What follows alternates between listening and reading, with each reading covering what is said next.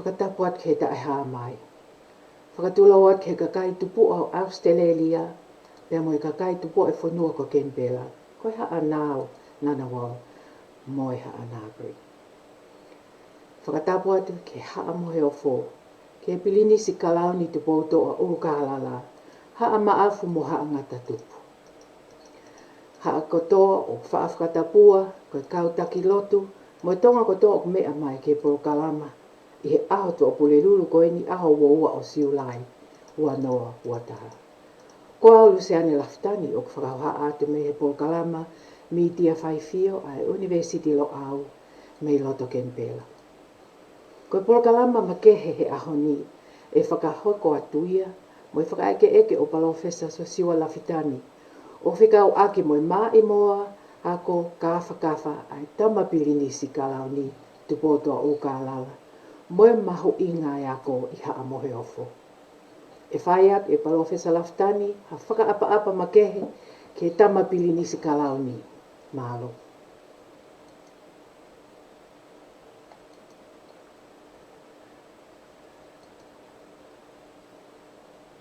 Malo pito Luciane.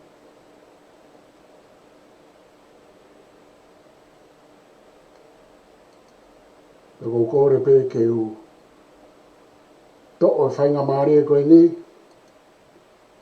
ke whakahoko haura ki whakaapa make te me he University lo au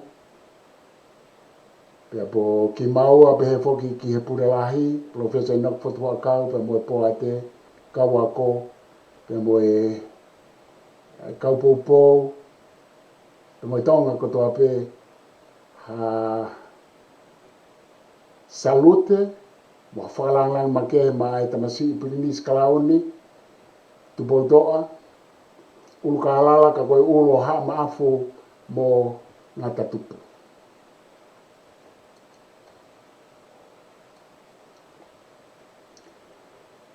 Tulou ki langi pulotu lolo whanua mo mama. Ulu toka o e tala o tua wawa moana mo e whanua. Mama nganoa he maka ko tohu ia o futuna. O hau ate ai a piki kere mo rimu koe kamatanga. Me he moa riku tonga o whaipe ki he osi ki a verenga. Ki toke lau hihifo koe vaiola tala o tonga fisi koe haa. Oi homo mo e toloa o maafulere mo maafu toka. Fe fusia ki ai a matariki tu la lupe mo e haamunga. Hulungia e moana loloto vavare uri hina mo e kura. Whakameite ki whena kena hahake hihifo toke lau mo e tonga. Ko ia ho tau tala tupu a mo e tupu rewhanua. I kai whai ha tala laku, heo kue ki sia o i kai honge a.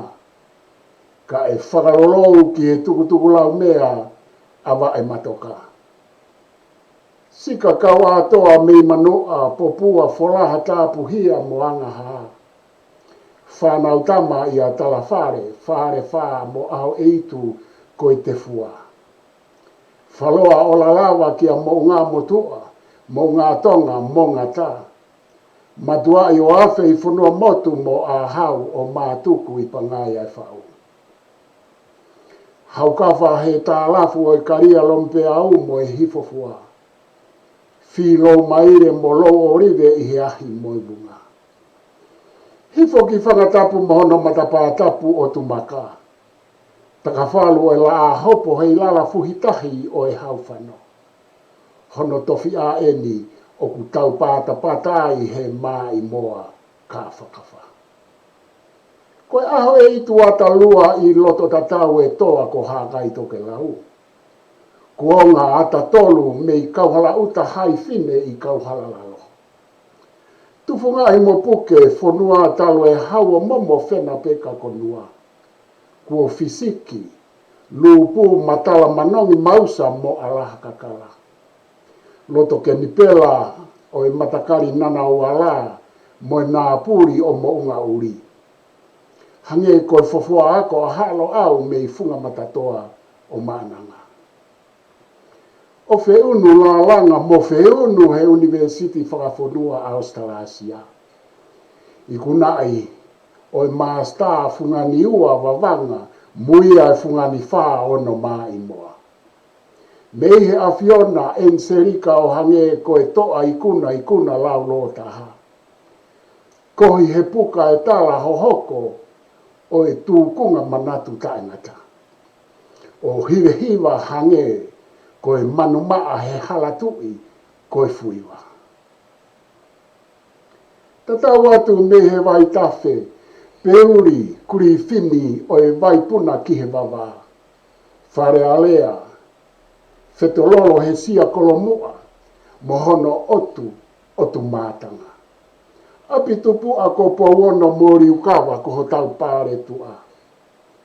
Mo e tau malui whanua o e apitanga tau tanu tuluni. Ka mau foki ki he toa wha mea o e repa o fualu. Tua ofa me ono aho ono pō mo ono hau. Hei kai tuku e waka kai whai e kakau. Ko e siipe kai ha e tau whakatau talo. Ko e ngata ngai a Luciane, pe ko ngata ngai a hoi mo tau ka ainga, ai whakaapapa makehe ki he mai mo ako e ulo ha maafu, mo ha ngata tupu, ka koe tamapiri nisi, ko tupoto a ulo ka alala. Whakao ke atu Luciane. Malo siwa ko tau maa whanai pehe tau whakawhitai, whakawhiwhia o pite ahoni, ki he lo au, University lo au mono kau taki, mo e whanau ako, ai kau noa whiwhia tu pe i he lava mea e tamsi i Pilinis Kalauni. E ai whake ke whai ho o whakatala noa siwa o kau ki he mai i moa ako haa mohe o fo, te tuku atu lewa ka koe ke kamakamata mai e tā no koia.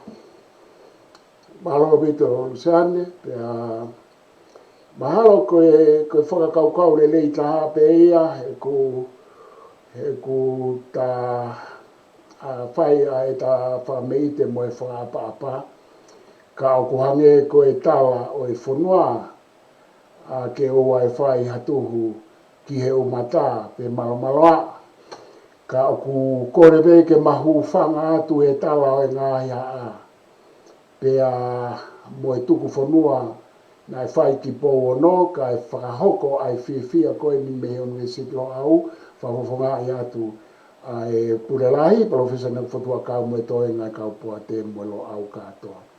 Luciane koutui koe mahu inga o e aho koe ni, ai mai moa koe tamasi, o kune whamanatu mai ka te tautou, ai mahu inga ke tau foki ki hono whakawae, pia mohono kamata ai ako koe ni ukau i koe ako whakaono pōni, po koe ako whakawesi te i he whakatoka koe ia o i konistu tone, tau whahau siastu pōlua ki pakoutui, e Luciane koe ta foki koe ki ai, tene hangarewa hulu i mai ai maa malahi ange, ki he tatala noa pea ea umarewa o whakamaunga, pea mo piriote mai ki he mai mo ako ai tamasi prinisi.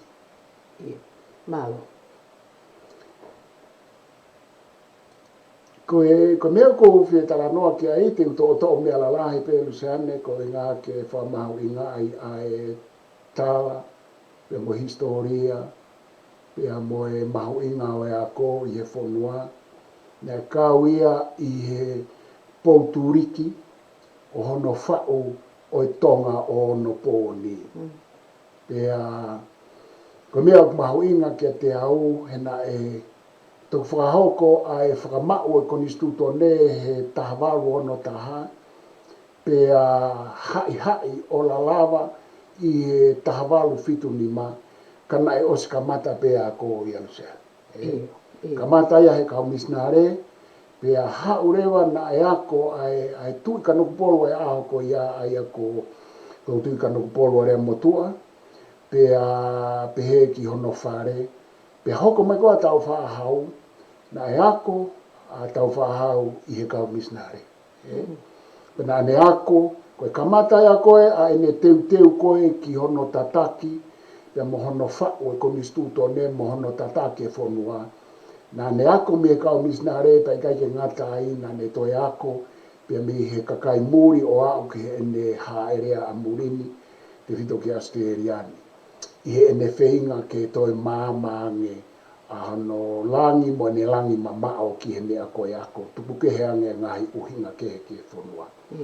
O ku pehe whoki he ngahi wha mooni kua whai na e fu lelei au pito ai ne tohi whakatonga, lelei mo ne tohi whakapapalangi, pia lelei mo ene lea, pia mo ene ngahi ilo na ne hanga o whafotunga mai i he whakotu ko ia o korisko tupo.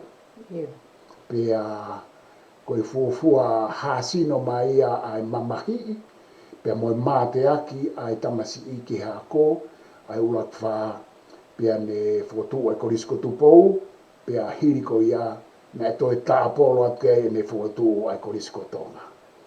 Pia ai e moto koe mo unga ki he loto. Pia ai moto koe mate mātonga. Pia tau whanonga mai rewa. Toke tau hau koe ki he tamatui ko sa astupo ua. Koe tama koe ana e toi maa i moa ako pe whoki.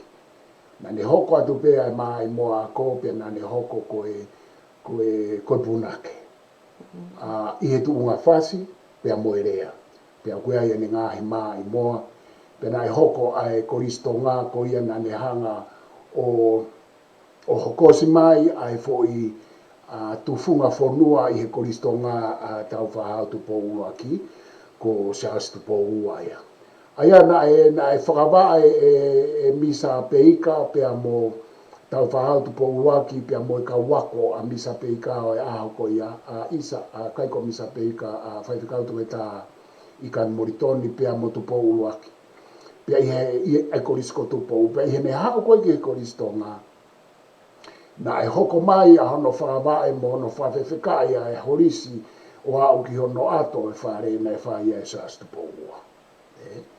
Pia kupe he whoki he tala koe na ne fufua whao ai hiwa na e au o whaha i taha ua. I hono tu whakalau whakatunga whasi e sas tupo ua ia. Pia mo ene ngahi maa i moa kakala pe ai tu i koe. Ni nane manako au pito he hiwa. He musika. Na e hoko mai e Luciane ki e tahene unga whonua ko Kunsalote tu pautolu. Na e ne maa i moa ako i muli.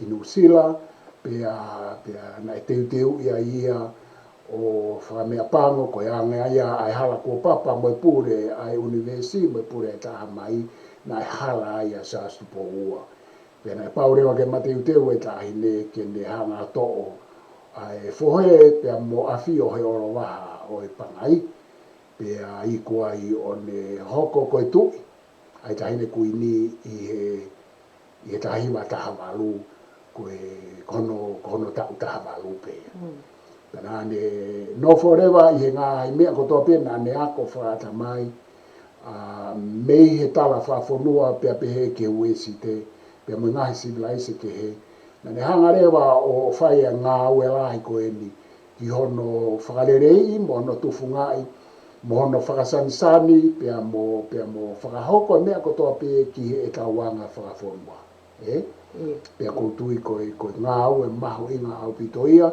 o kui kai ke sola ia ke ataha kana e hoko rewa e kuonga koe ni koe tau pehepe Luciane koe kuonga ni hono toe whanau i fo o mai ai ako i he tawhaake o e ako he nane hanga o toe whamalohi mai mo e ako he whonua pea mo e anga whawhonua a hono ngā hi konga lelei mo toronga o a mai ki a honi o kutau ke kai mo inu i he afu ke i afu hia mai ai ngā ue whakakarasika, ai ngā ue whanau i whao, ai rebirth, ai renaissance, ai ano whanau i whao mai e tauanga whawhonua Pea koe fo i mo ui whakaako whakamaalunga taha ia na e toi tānaki mai he funga mai moa ai ongo tamatu i ki moa.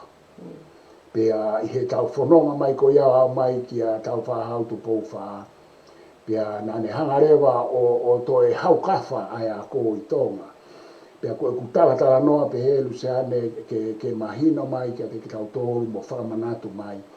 Ai tuku mo ui, pea koe kai ko ha tau tala laku ka koe tau tala noa ki he ngahi mea nai hoko isto. Ai tuku mo ui a atui, e nau fuaki, ai nau mea kotoa pe koe uhinga koe a ko. Tuku ke he lotu mo i ngahi mea ke he ka kuta nofo mai e ta tala noa ke he ako. Ko ta whahau tu pou wha, na ne hanga o whakaau ai langi mamao a saas tu pou waki, mo saas tu pou waki he ako. Pea pehe pea mo ene whehuhu ai ta aine ko kunsarote tu pou tolu. Na ne hanga rewa toi whai ai whakafo ou, o hoko atu pehe funga e whainga au e anga whakafo nua mo e ako na whakahoko e kunsarote na toi whakahoko ia. O awere vai ia o whakawhitauraki rewa a tonga ki mani whakalukufua e tau whahau tu pou wha. Pea ko ia whoki ai fua maumata i toi pi e ere la pi i he tuu ko ia e whonua. Nā ne hanga o tā e uruafi. Pea ko tui koe whamanatu peka te ki tau tōru ai tataki na e tā i mua a ha mo he ofo i he mea kotoa pe.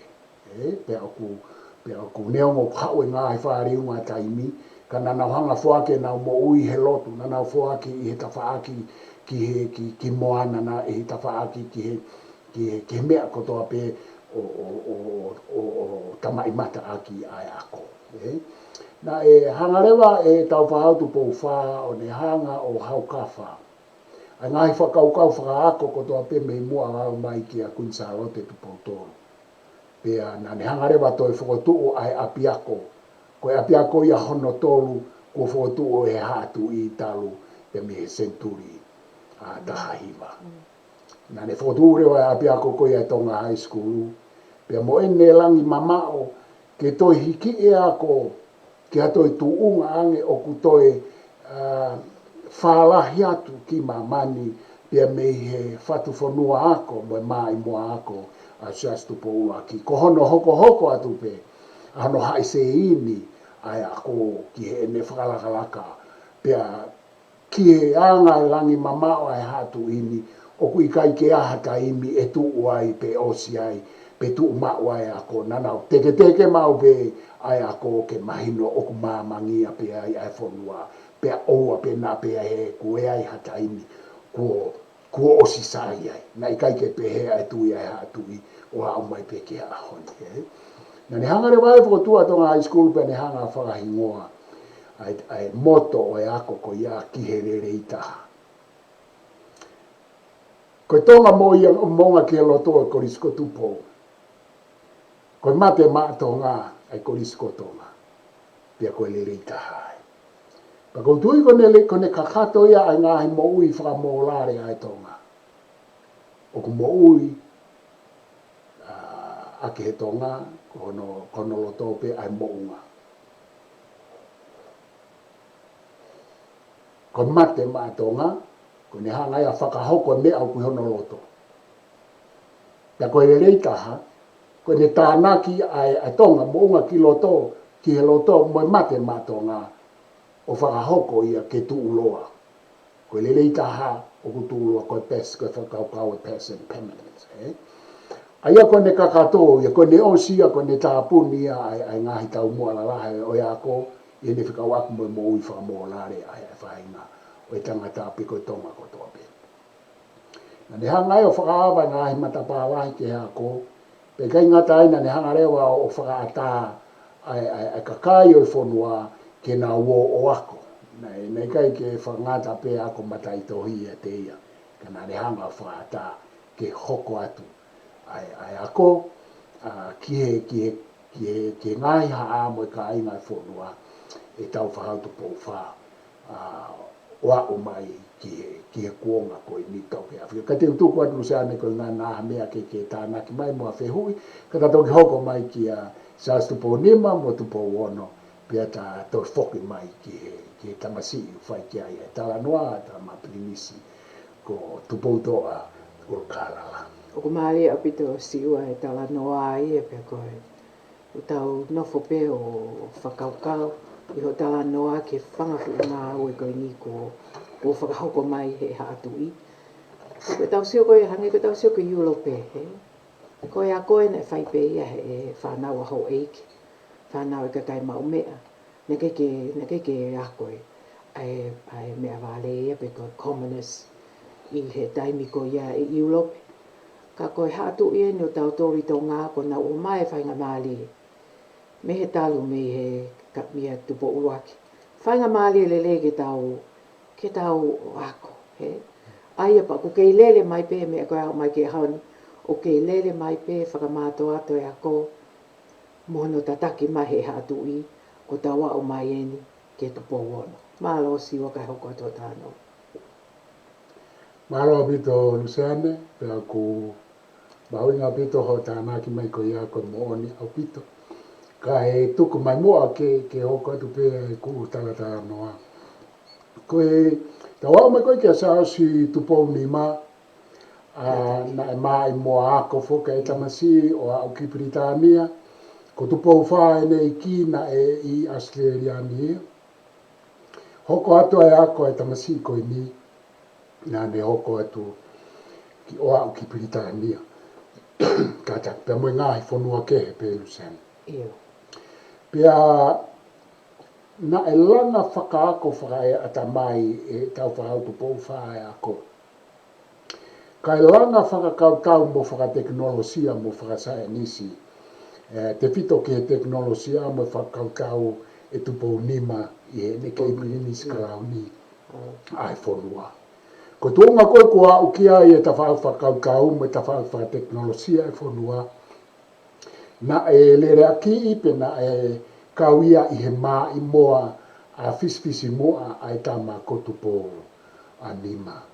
Pea koe unesidlo aume ne programa wahao pe ko e ola ia o e teke mo e mā i moa whakateknolosia a e tamasi tu i koe ni kone hala. Pea na tau whanonga mai re wai e tā i wā pe koe wā i tā nou o ene pure pe tau hoko mai rewa ke la a hopo o e ahoni koe tama tui ko tupo ono.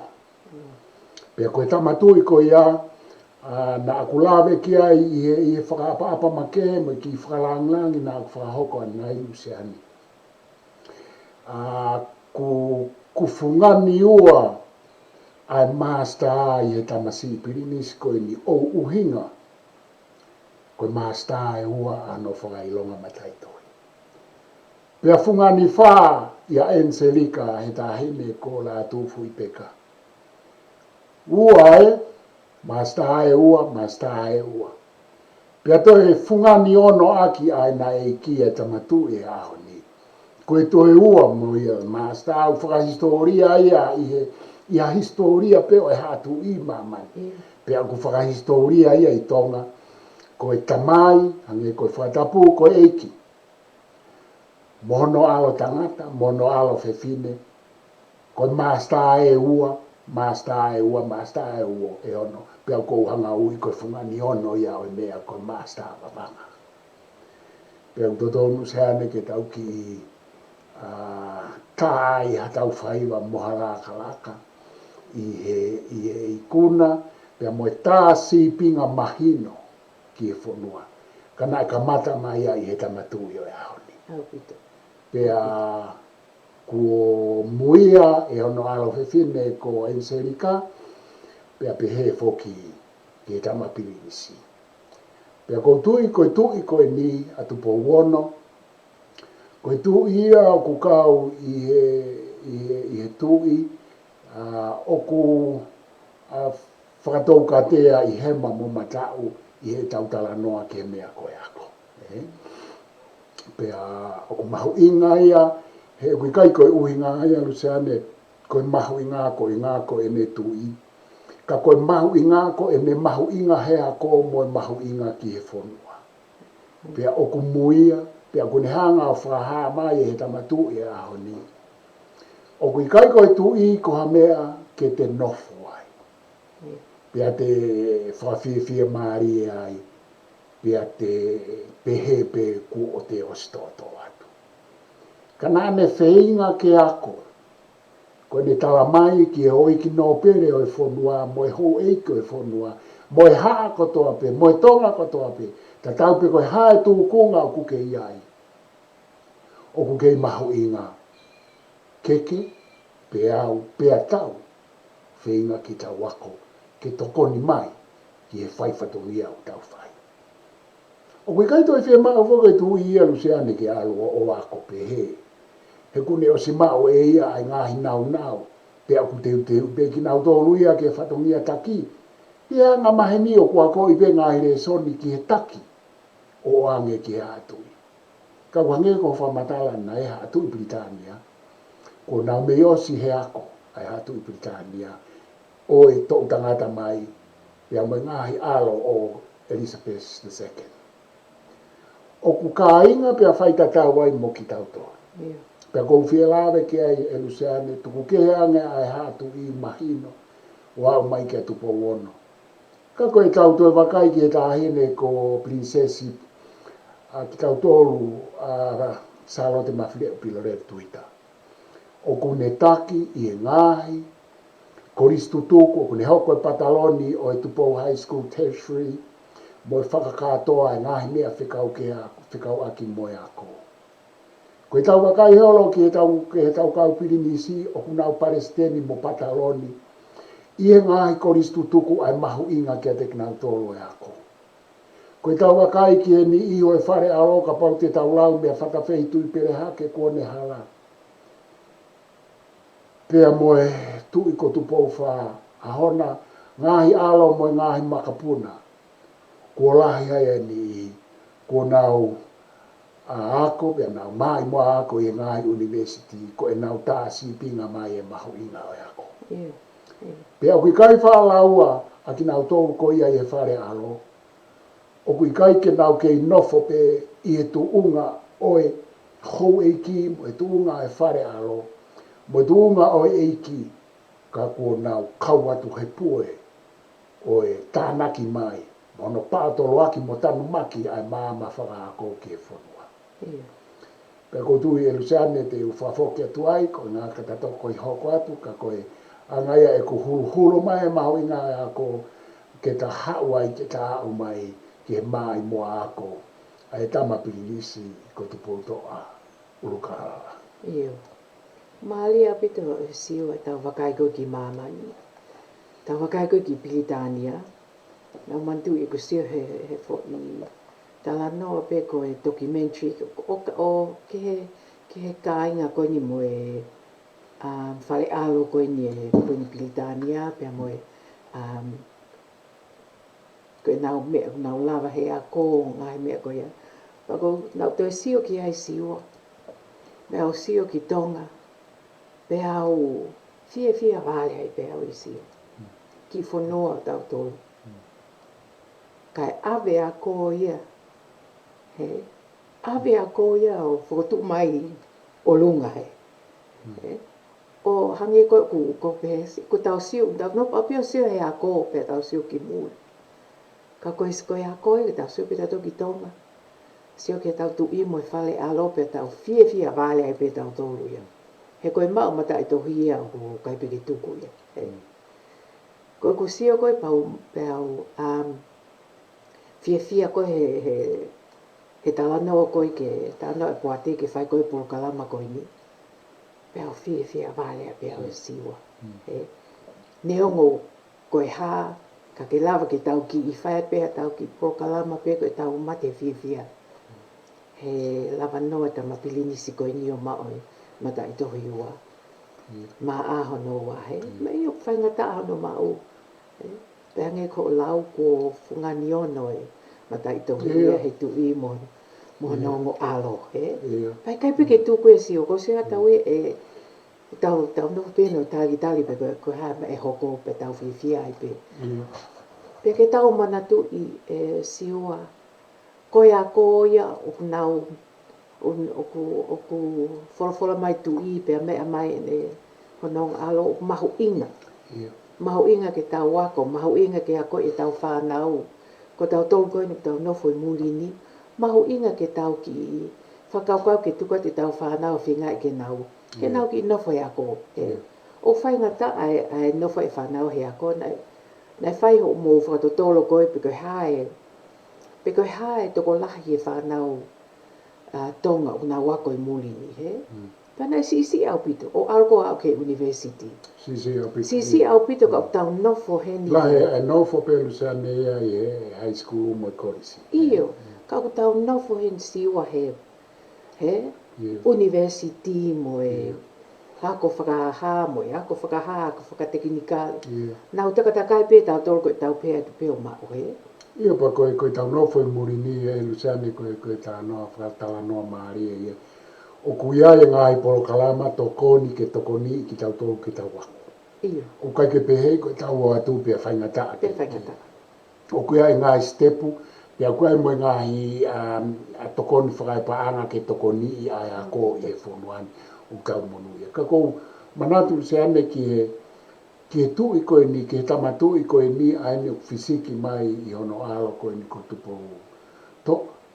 Ai tamatu e aho ni koe talo ne hoko ke talo ni, pea mo ene tō wholofola whare area ko toa pe, o kuia e mea lala he tolu, pea a o wha, kasa, o kune whakamama whai I he whare area pea mo e mei ene tō wholofola ko toa pe. Koe taha koe ako, koe taha koe mo I lelei, koe taha koe ekonomika. Pea mo I taha koe ngahi paloparemo wha sosiare, ke. Ka koe a ko ia I ku whakatoka ngai talo ene tō wholofola he ne kamata. I ne hoko ke talo ni. O ku kauma o pe a ko I he ne hanga mama whai ai mahu inga o e a ko. Ne teke mau pe a ko tuku kehe ange ngahi ka inga ke. Pa koutui o ku whakawhia ia he koe teke koe o tau whai he lo au koe tau whaka amu. Ke muia ai ngahi whakakaukau ko ia ko hono whakamahu I ngā I oe ako. I e tau wakai ki aipa koutui koe tala noa koe I he anga e tō wholofola e tu ina ne whamama whae mahu I ngā a kopia ne pehe. Koe a ko I tonga o whia mau ke langa ke lava ke whetau laki le rei pea moa whaahinga university moa whaahinga whaunga ako pe I tonga. Ai ko ne uhingan ke nga yako ma olunga. Alu me ako high school mo korisi.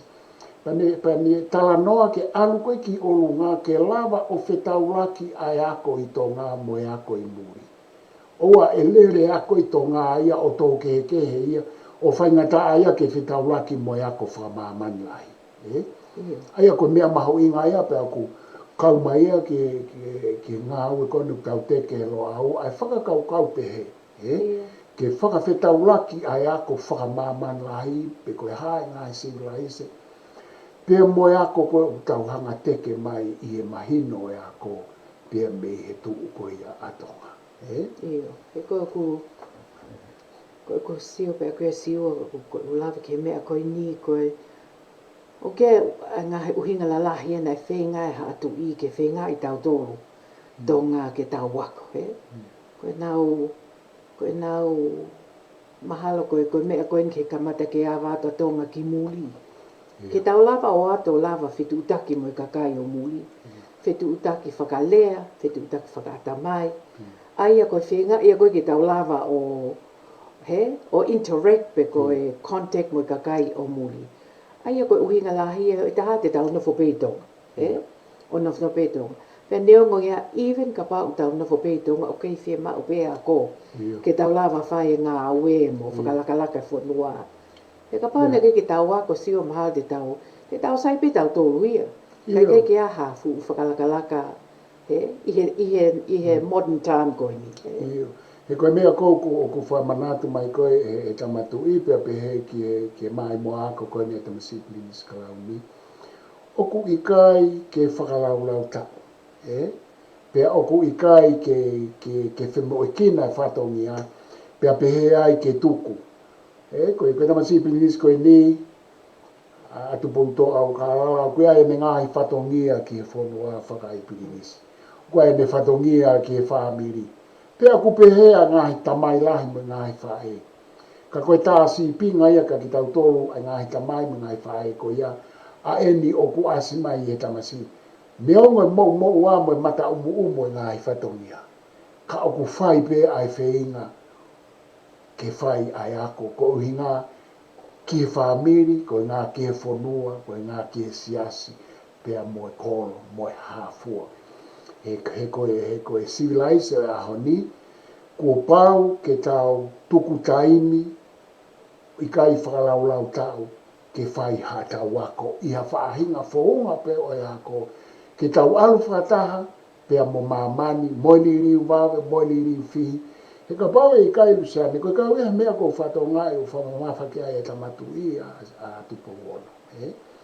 Ko ene uhinga, ke oua te tau tō mui me mamani, tatau pepe mo e whakakaukau i ono fofoa i mai o ako whaono pōni i hene eiki i he tamatu i ko tau whahau tupo wha. Koe whi whakaukau ke oua te tau tō mui, pea oua te tau tuai, koe tau lek pihai, ka ke tau whanonga whakataha mo e whakalakalaka mo e liliu, he koe me aia te tau lawai o manawa momo ui i he civilise o e aho. Exactly. E kai ke tau si drown out peo puli atu hinga, koe kai ke tau mahino i anga lele a mamani, mo e whikau aki mo hona whakalele o mamani, he? Pa koe tau sio koe e sio a ke tau sio koe ke tamapili nisi koe ni. Kone osi, kone osi ma teu, o kune lotonga kei teu pe. Ko na umantu ko sa toke foi documentary ko kuin bisa pese o noa. Ai ta hane kuin he ahoni. Na teu I ke university ta hane kuin. Kana o mai ai kau palo officer Oxford. O ako I pe I loto ko hinga ko ni fi mau. Na o ange pe anau I ki ai ke kuini. Pane lava ta ke no fonua. Kana fi mau I ke ako. Pene o mai pe e wheka oe ki o mai e tukataha ka pala ofisa koe me Oxford. O ako pe e palas. Aia, koe nau tala mai, koe nau pehe, ko pau ke nau ako. Ke na mahao ke nau taki lelewa nau kakai. Pa nau whakatontonu pe nau mahao ke time ko o nau when they're raining. Time ko nau tu iai. Nau lava lewe ke nau tala no mai ngā he mea o mahu inga ke tau tōru kakai. Ai ope te sio tu te whema o hataki koe o ne, they know what they're doing, they know what they're saying. They've been schooled up ko nau wako pe ko nau mea I mea ko ia. Pe ko hange koe ko tau fia e pe tau tōru ia. Pe ko tau fia e pe ke tau o ako, pe ko tau fia e pe ke tau o whai e whika o ko o ku nau fia mau ke tau whai. Ia ko tau wakai koe nu sane ki e tamasi Pilisi ki a te tupoto au kalala. Koe mea ko whawhawha ia ai, koe ne lau maari koe ke oua e ta e whenga. He koe nae mai mo ako whokene high school pe a hoko ki Britania I Sandhurst pe toi whoki mai pe ia whoki ki tonga ao hu ke sotia. Pe o ko slahe o mea lahia na ne ako ne tupu hake pe ko Pilinisi ne tupu hake pe ngā hi ako high school leleina ne ako ai heni pe ane me atu ki Britania pe ane mea mai, pe hoko atu ngā whasotia. Ka nei kai ke pe he ia ai kua whiunga. Koe fo I lau maari e ia hange koe talanoa koe a Sokolate si. Koe mea pe taha o kou ilo I, o kui kai ke u ilo e au hamea. Pe koe ne uhinga whoki he koe lau maari e te lawa ai, koe uhinga te alo whinga ke te ako koe te ilo, o ku whia mau ke te toi ilo hamea, o kui kai ke te ilo hamea. Pea koe I whakaukau Sokolate si, ka koe mea kou maari e tamasi koe ni. na heni pea kone te foki mai kone hapo fai hono master uaki le master kone hono wa he diplomacy ai koe ako ia ki anga e area whawaha whonua ki anga ki te ilo e tala noa mo e pure anga tala noa mo e kautaki whakadiplomatika koe ngahi ilo e koe ane lava pehe tau kaupirini skalauni me tau pirini sia tau tolo ako i he nau tupu hake i anga o e whiohi. Ta koe ai me ai aku tau ilo koe fo i tau ke ia koe ia o ku i kai toe fie mau ia ke pehe ke kai ke toi fie mau ia ke toi tānaki mai ha mea ki ai. Kai ke ka o ku hoko pe ai fo i lau marie koe ni ke ne toi hanga o whakatupu mo whaka ai ia. Ke i kai ke ne lau e ia pe koe ha ai o si ilo kuone mao. Ka aku toi fie mao pe ke hao ke hoko atu. Pe aku tau tala monu atu ki foi ola o ako koe ni e foi mai mo ako koe ni. Pe aku tau whaamu ke hoko koe ako, tau whiako aki. Tau wako me whare aro, tau wako me atu i koe o mea una wako me tau tau, tau whewhawhetoni aki. Ke tokoni pe maha a tau tonu lelei luseane. Mahalo. Kai ke mahalo koe tala noe siwa koe. Mahalo koe mea ko pehe ke tauhanga o tala noe e te taimini koe anga koe ni whakakaukau. Ke hoko atu mo whakahoko atu a koe i tonga mo ngahi. Mo ngahi tokoni o ko mai ke tonga i tonga. Ke hoko atu e nā wako. O ku kehea muli ni e koe peto ko ni e ngahi pule anga ke tau tō o kuna fo muli. Ka koe ngahi tokoni ko o atu koe me i hange ko Australia, New Zealand ko Britania mo Amerika. Ke he tokoni koe ke ako ai tonga tamai ki tonga. Ko hinan ki ke nau ako e tonga to ke nau omi scholarship. Maha koe omi scholarship ke omi. Iyo, e kui ai before ke polokane koe polokalama tokonia koe e ngahi high school ia whakafoi, totongi whakafoi ulu i tonga. Aia ke tokoni ke ngahi siasi ke nau ako ai whanau tokoni whoke. Ke ako koe i tonga? Iyo, ai pure anga. Me matui koe ngahi ako siasi o ku totongi whakafoi ulu e pure anga e tamasi ako ko toa pe koe nau tokoni. Aia mahalo sio koe mea ko asia e koe i he whakatotolo koe na e whai. O ku lahi ange whanau i tonga o ku nau lava ko o lava ke university. Ko koe ki nau lava o mai koe ngā koe whakapaanga. Mahalo koe kusio koe ke anga koe tokoni at koe Australia koe ki tonga. I hona o mai koe whanau koe nau lava ke university. Iyo, ka kai fo ke whaalava o mai ka atoa he whangatangata pe fo ke ngahi whika koe o u scholarship. Ko scholarship ko ate nusila mo Australia o whangatangata pe. Aia ko hai pe koe o ku whaafai ke ai u CV ai o interview whae ke eke. Pe ku iai pe aia o mau ke mau ngahi scholarship ke o mai. Koe whaunga e ta. Koe whaunga e ta koe pe ngahi scholarship wha ke pure anga ke ngahi ako ke ngahi e ria pau. Ke nau o mai o ako. Pe ku whaafai whela wake ai e lusani ka koe ke whelawe ke ai e ku kai ke tamau tawa au whamoni pau koe wha hanu ani i pe he whiri manako ka koe ke koe whoke maa whamoni pau ia he tatala noa koe mea peo ku hoko mai whaafai ai ngai tālanga ka koutui koe hua mai koe ne ngai whanua e sia o kunau tokoni mai ki he mau ai u scholarship. Hange ko sia ina. Ha sia ina ia mo sia pani ke fito ki sia ina na ome na tole sko. O koe ke o mau tai mini po koe high scholarship e la i he tau o ko mai sia ina. He ko si ova i he koutui kua u mau ko uongo fulu pe tongo fulu tupu e tau ka wako tau tui sia ina. Koe o i he ngahi scholarship a sia ina. Pe ika ngata pe ai ka koe ngahi kōsi o ku ave. Ia, koe o ako he ngahi ia. Ka koutui foki o ku haa ki ai a Australiani pe a Monusila ki he ngahi ngahi mea ngahi ngā ua whai sia ina ki he Pasifiki o fai ki tonga he koe ta noa koe pia me kau whatotolo i University Whafonua koe ne o ase ni a e niu. Koe nau pe he koe mea na guilo i koe tau ene fia talo fotu o e niu i he hau he tau hono ua moe whakamamafa pe a e niu ki e sia mo i Europe pe a toki whika wha mai, whika tolu, whika nima mai ai Pasifiki, ai Otumotu. Koe talu koe ne hu nau whakahoko mai he kau ako koe no e niu. Talo e hu mai koe no mahalohi mai a siaina mo e sia te whito ki siaina.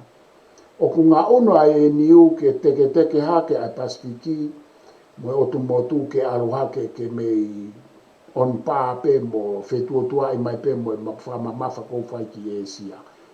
Ko hono o ngā koe hu mai koe ki e Pasifiki. Koe nau mana wasi e heku. E koe ko ha hu mai pe o whotu o nau ngahi ampastoa ai hange ko se aina i tonga. Ka au nau hu mai na tomo e ngahi poroseki lahi whauria. Pea moe paanga, pea mo ngahi scholarship, mo ngahi tokoni ke a eni o kutau mātā ko i tonga. Ai e kumahino i foki he e Australia mo New Zealand. Pepe ke si aina. Koe ako, koe whakahuo, o porokalama e tamai, ai e ka pau ako i he si aina a tonga, e whakakamahari whakaukau whakasi aina pe e ai. Ai ai kehe, ha toko tahana e ako i si aina, ma toko taha e ako i e niuheni i Australia. Ai e maha koe me e ko ki toka ngā Australia. Ke nau whenga e mai e Pasifiki, o whenga e mai ai kau students, ke omi pe o ako hei. Kai ke ko whainga maali e whuki e taha te tau, taha e pe mātonga i kai ki si aina he oa te whainga maali. Tau io ta kai pe ko e pe ko hak mo i whainga maali e pe, tau io pe mo whakamalo. Io pa koe mea rewa o ko whatonga ia usane o ku nofo pe ai tamatu i ia, atu po wono ia, pe ange koe nuku asmai i ono alo koe ni, ai a ko i pe ki nau tōu, pe a ku o mai pe ki nau tōu a ko i he ngā hi whonua koe ni o e uesite, pe a mohono whamama whai pe ke nā wako, mohoko atu pe e nā wako. He koe tokoni pe ia, pe a moe kalofiama pe ia ke ne hulu hulu e tau whanonga, te whito ki he tamasi pilinisi ko ia o ku hanga atu ki he kahau ke ne hoko ko hatu.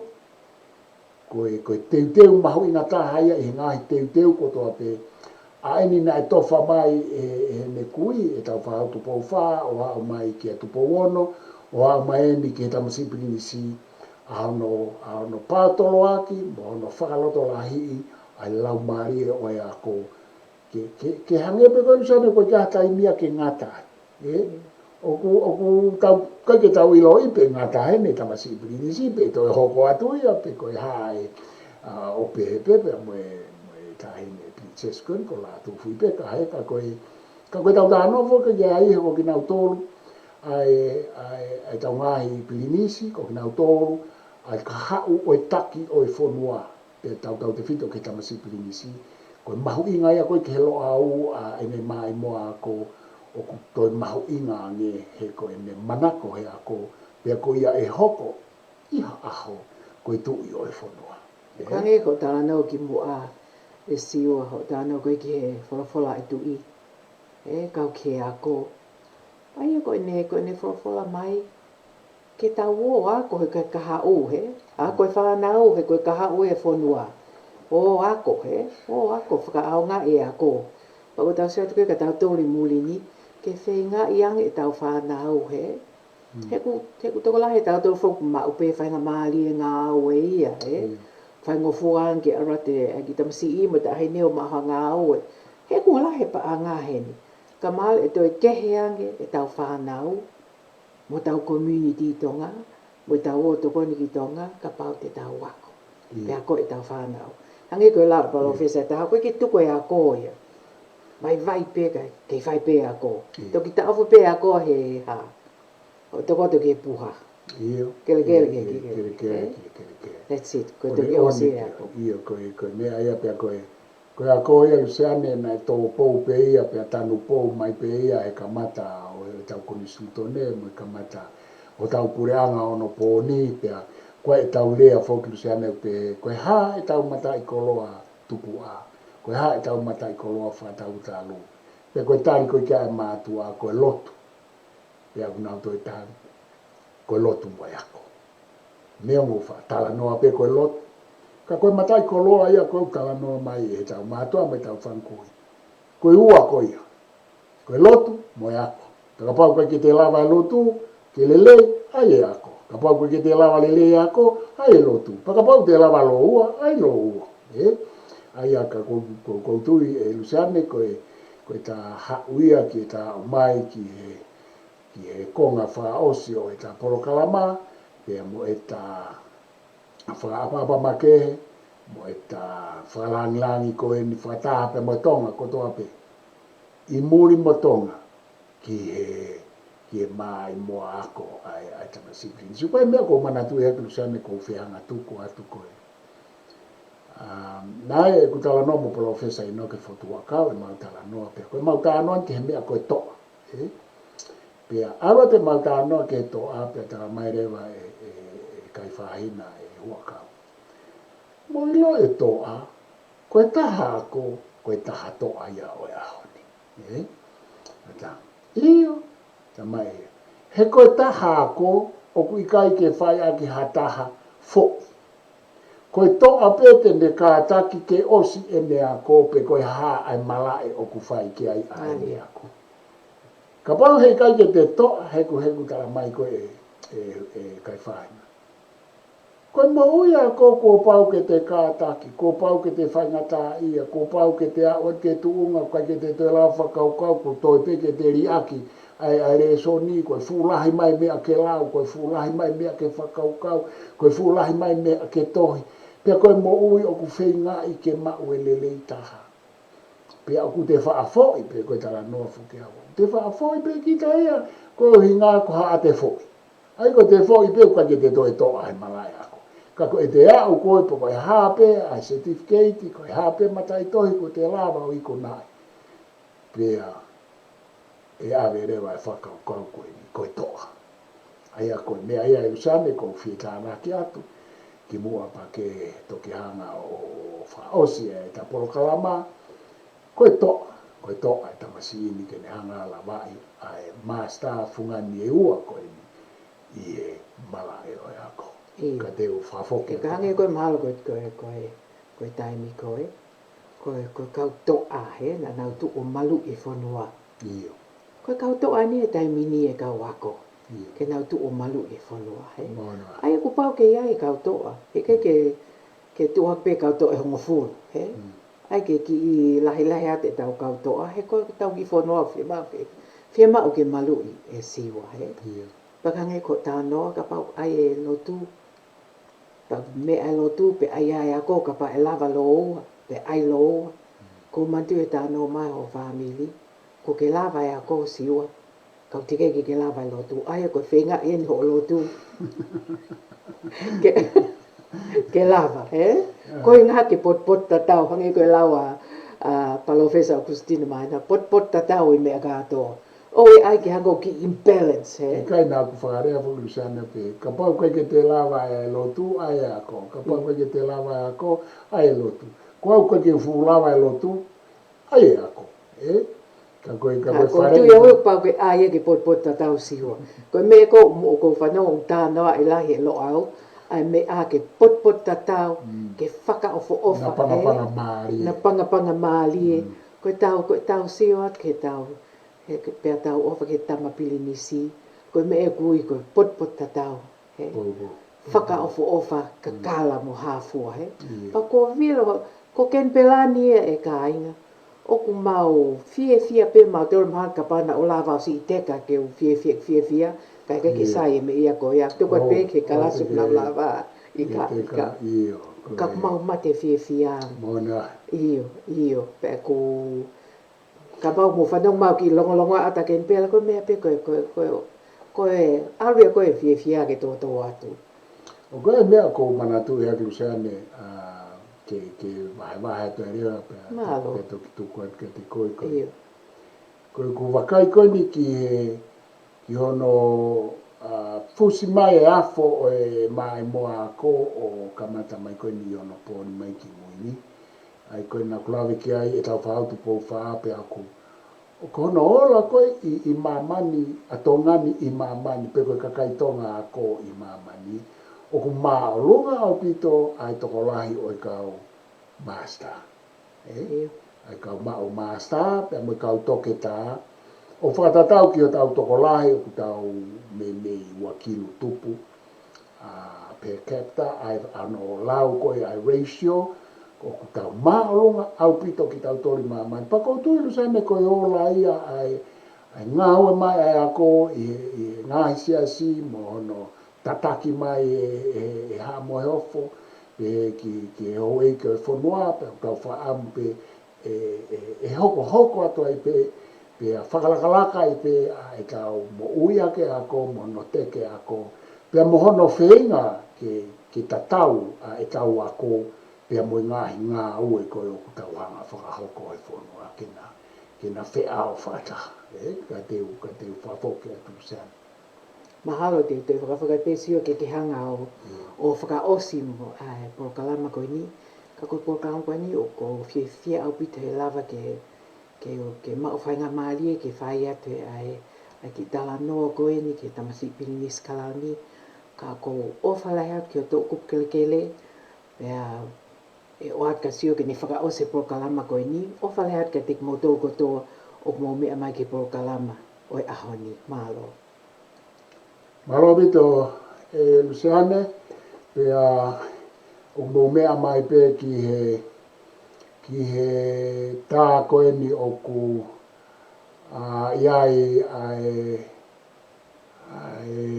tamatui tupou ono pe ke taine kuini na nas pautu aho kama foke tamasi birinisi tupou to au kala pe ki asnai takala princess kalami mo na tu fui peka princess la tu ke mo to na fare alo tamasi ko manu matango ko na taini i he fua ki mata itohi ko ia o e tamasi birinisi kalauni te kai ke mama o hata i e fua ki koe ni a koe ke u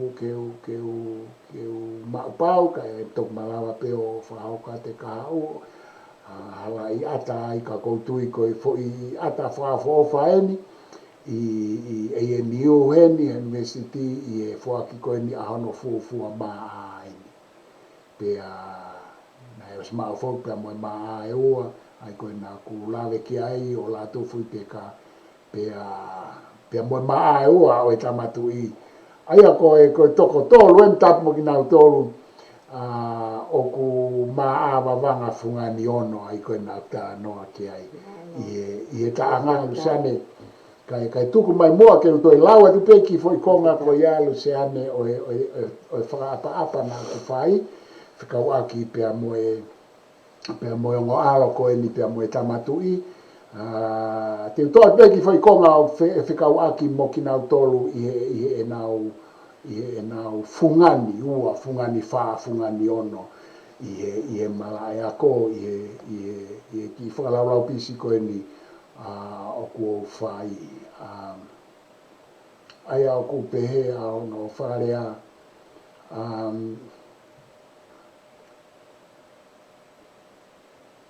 koe aho e itu watalua i loto tatau e toa ko hangai toke lau.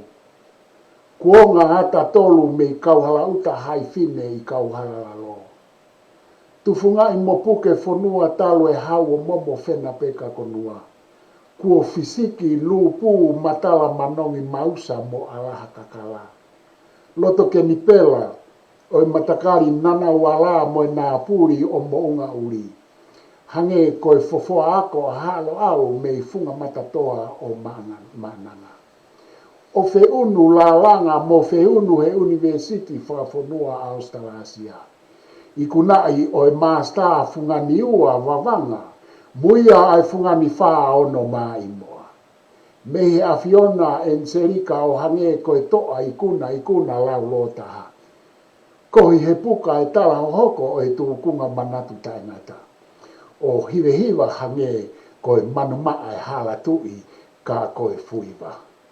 Ko tui koe ngata anga aia e Luciane, pea o ku ma whakamalo atu ki mautolu ko trape o ko whamalo atu ki loto tatau, ko whamalo atu ki ha moe ofo, ha maafu mo hanga tatupu, ki hono ulu o ku mai mo ako ko emi o kone mai mo ako emi o whai atu ai maa whakalaulau visi.